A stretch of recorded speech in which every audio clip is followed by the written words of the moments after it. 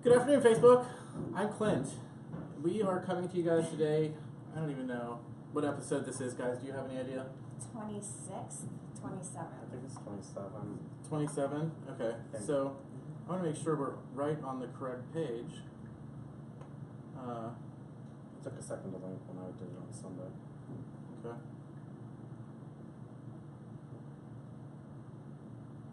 Yeah. Okay, so we are live. Perfect. Okay, so guys, this is our 2 cents live. Today, what's today's date? July 18th, 2017.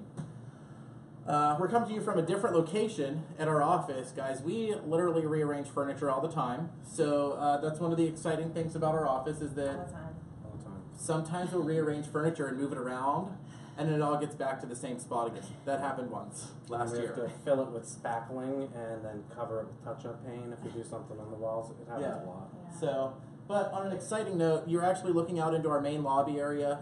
We have a couple different seminar areas that we're going to be using here at Government and Civil Employee Services.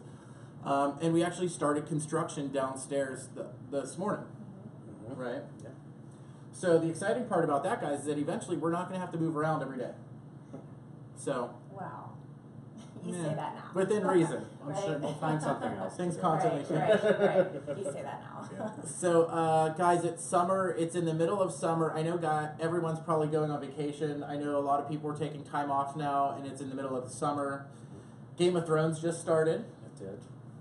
That was good. I don't know who watches Game of Thrones, I but don't. you don't. It's really good. I Yeah. don't watch it. I love Game of Thrones, but it's about to, like, in the show, it's winter is coming, like, for real. Yeah.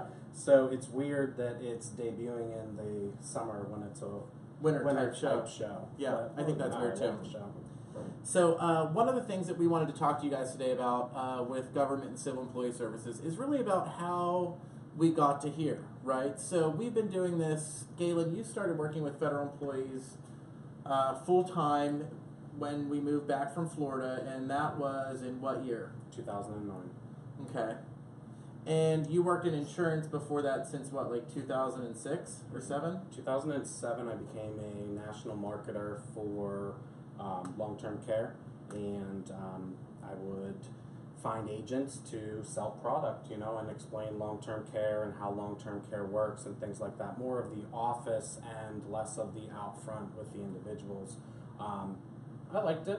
I learned a lot about long-term care, that's for sure, but unfortunately, there were a couple long-term care companies that went bankrupt, and I ended up getting laid off, and we moved back from Florida back to Pennsylvania, and that's kind of where we started. I answered a job ad on Craigslist of all places. Yeah. So the cool thing, guys, is that we have worked so hard to build this company. That's kind of what I wanted to talk about today, right? We've talked about Megan. We've talked about Megan. Talked about Galen. Mm-hmm. Talked about me. We talked about everybody else that's worked here pretty much at any point.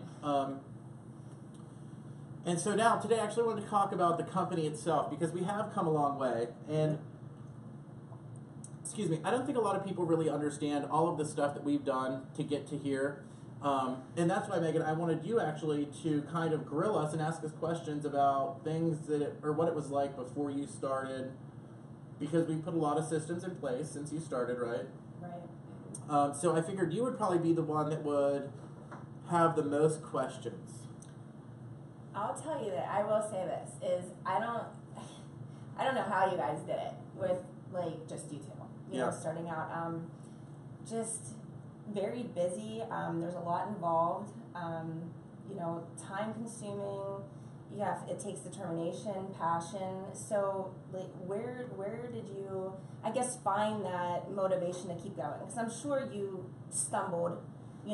Everybody stumbles and sometimes falls, and you pick yourself back up. But what gave you that motivation to keep trucking, to like follow your passion?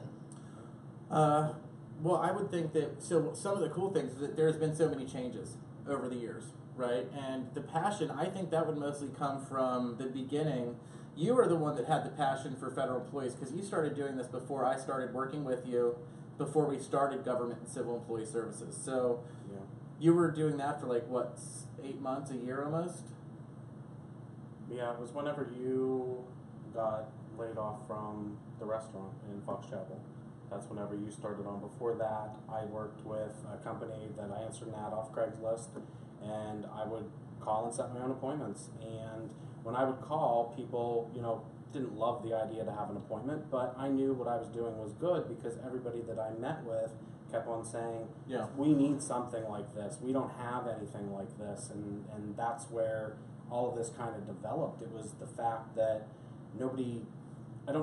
I'm sure people did what I do before. I don't want to say that I'm the first to ever talk about federal benefits because by all means I'm not. But I'm the first person to explain that I think in a way to them that the people or anybody can comprehend because I want to make sure that the person understands. I think that so in a way you are, I think, a little bit different than other people because we know the other companies who work with federal employees, some of them only do postal employees, but none of them actually offer all of the services that we offer. None of them go in and actually explain to them how to take advantage of benefits that they get through being federal employees because we don't make money off of that. We don't get paid by showing them how to take advantage of Social Security.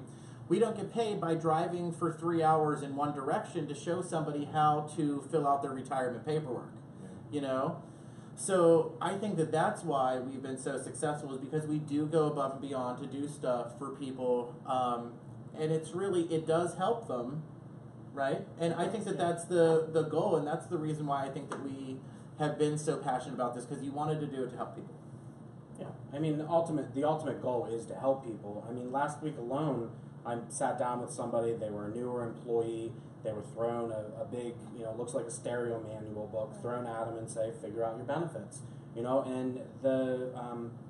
don't want to talk about, what they do, automatic and things like that, but, there's certain levels of matching money that a federal employee gets, and if you don't go in on your own and elect the full matching money, you're not going to get that right out the gate, and also nobody's going to come to you from the post office.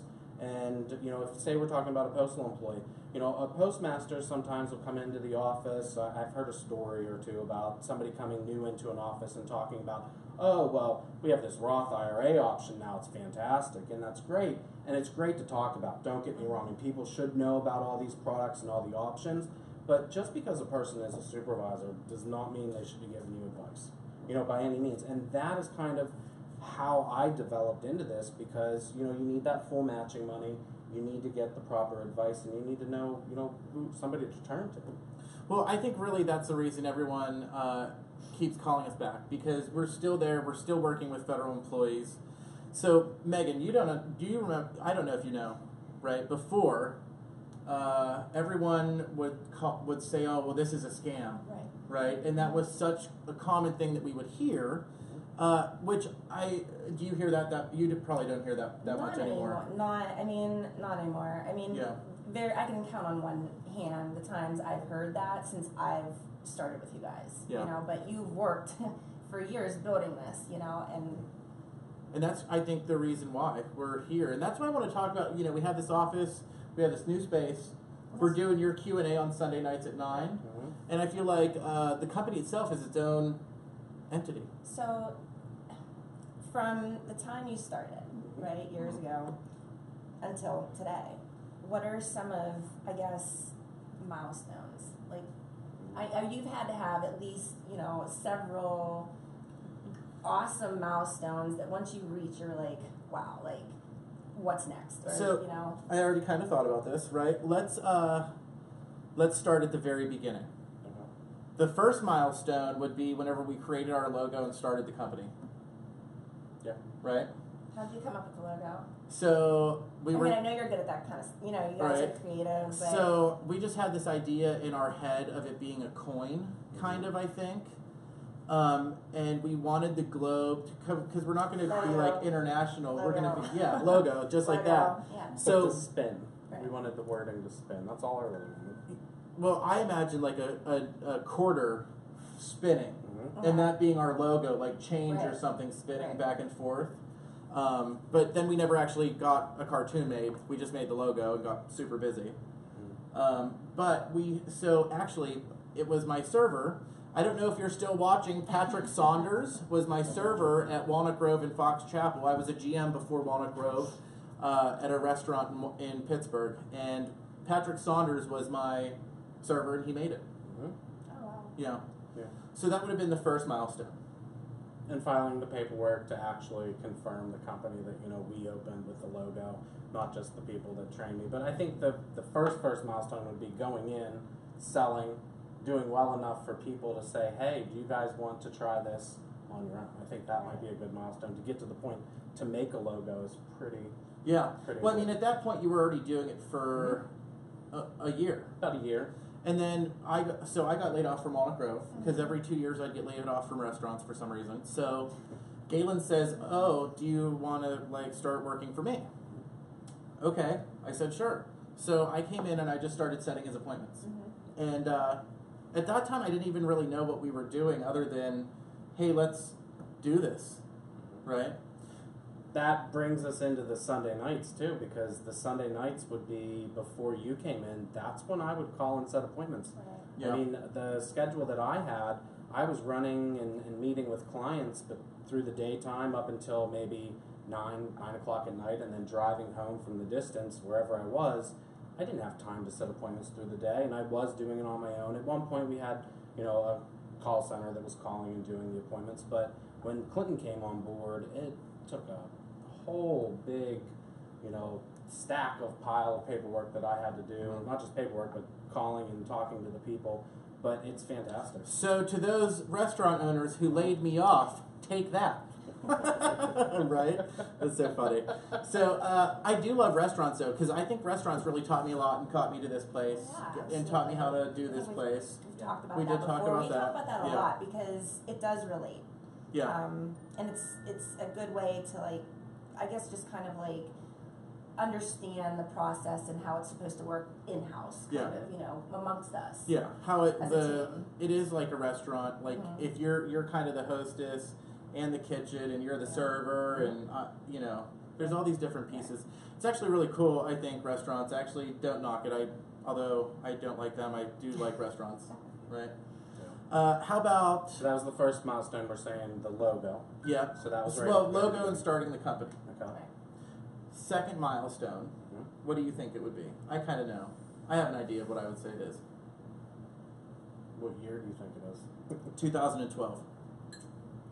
So we started the company in 2010. I would End of say- 2010. I'd say probably moving to Indiana from Aspinwall from Pittsburgh. Yeah. Yeah. Yeah. So in 2012, Galen and I decided, Galen and I are both from Indiana, Pennsylvania.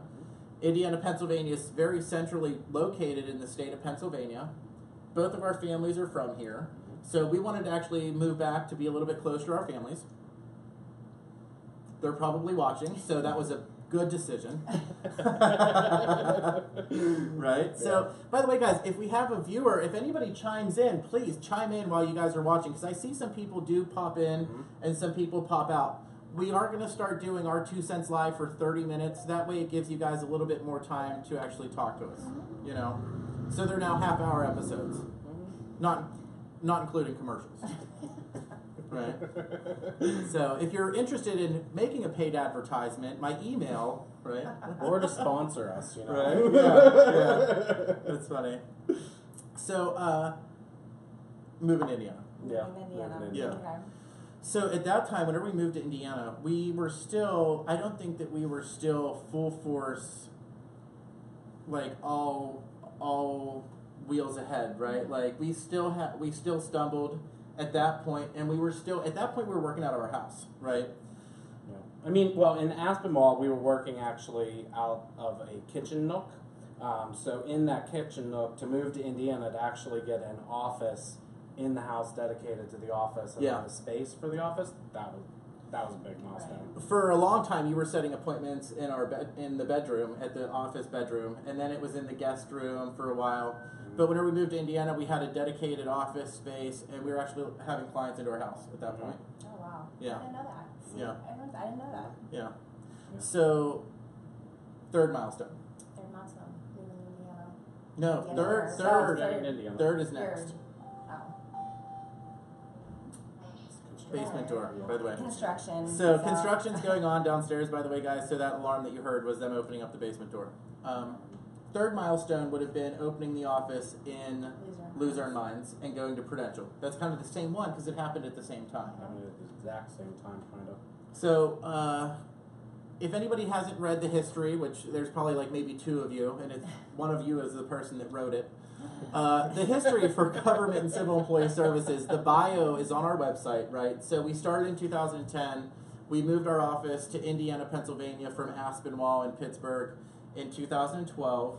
In 2013, Galen actually left government and civil employee services and went to Prudential, and I opened up an office for Prudential in Luzerne Mines, which is the office we just moved out of in 2017, which brings us to our number 4 milestone.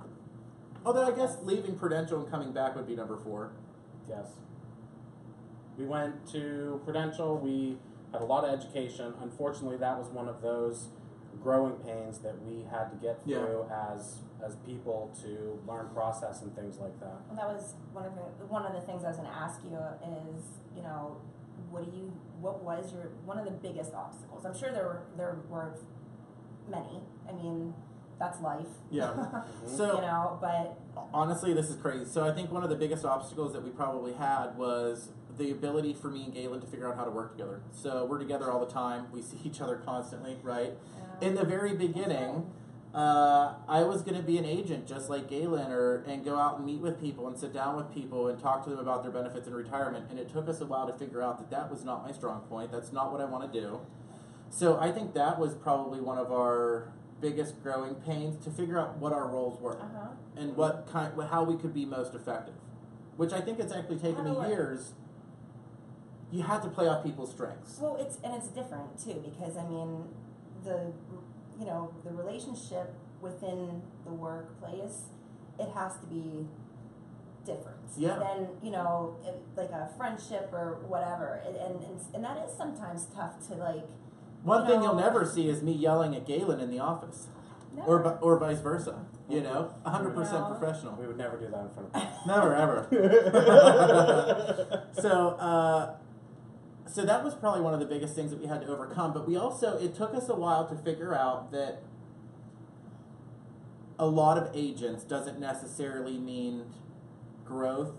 It doesn't mean that our clients are going to be getting the best experience. So I think that that's something that was really important, is that it took us a long time to figure out that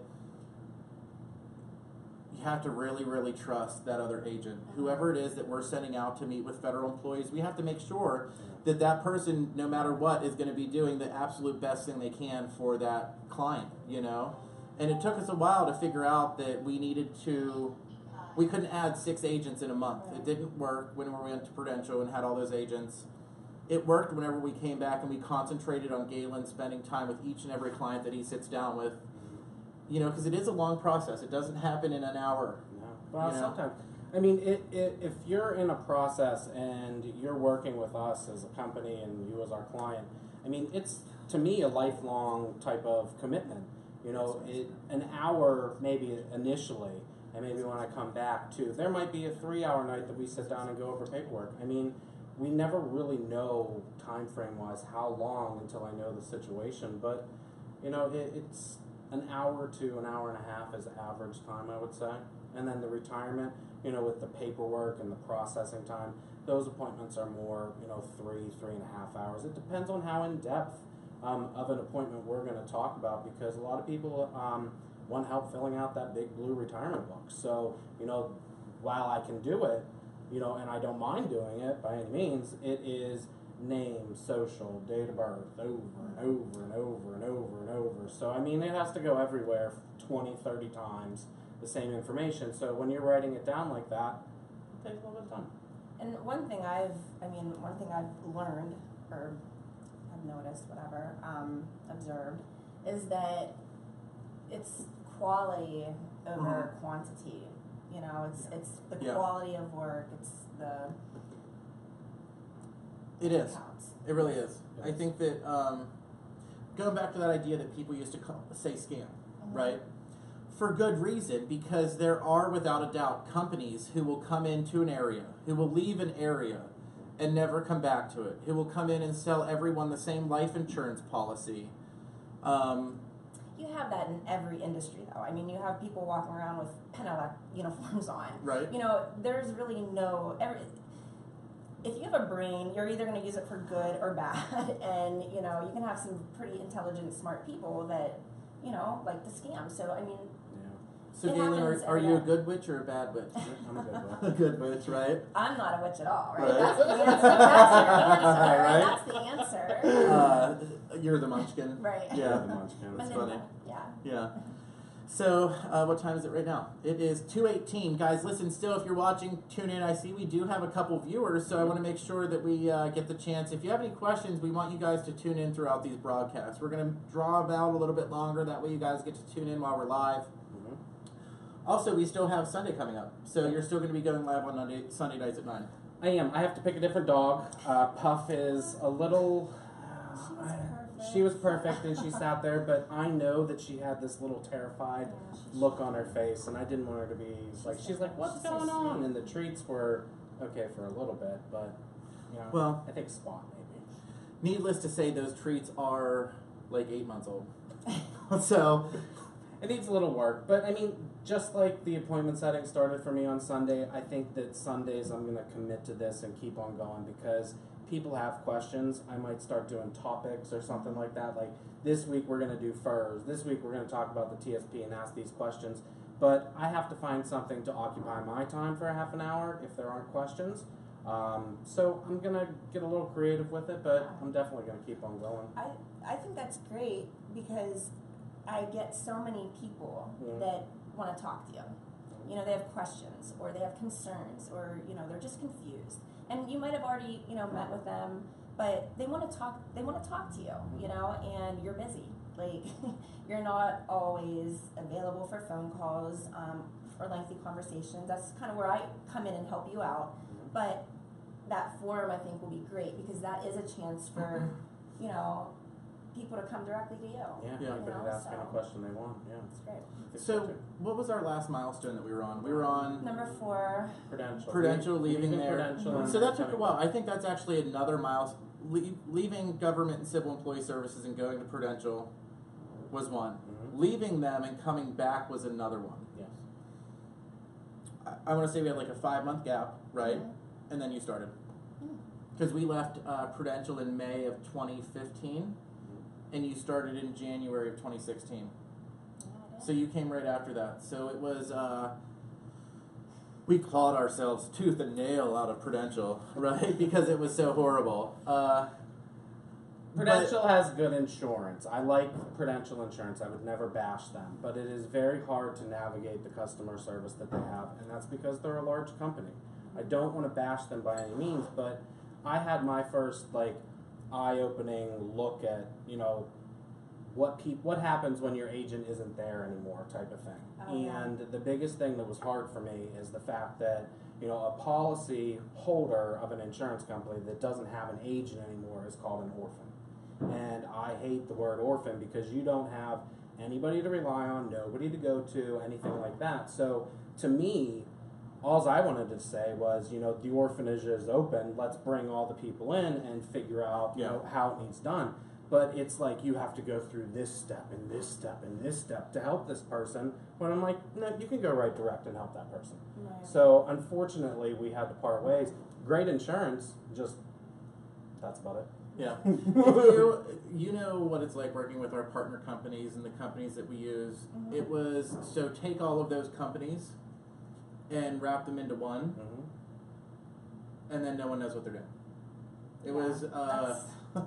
everybody wanted to lend a helping hand. Yeah. It's just it seemed like it never got to the point where we could all help each other. The problem was that they wanted us to work with federal employees and start a federal employee workplace program inside of Prudential. But never say the word But we can't say federal employee. We couldn't say FERS. We couldn't say civil service. So it just never made sense. So how does it seem specialized, you know? It's not.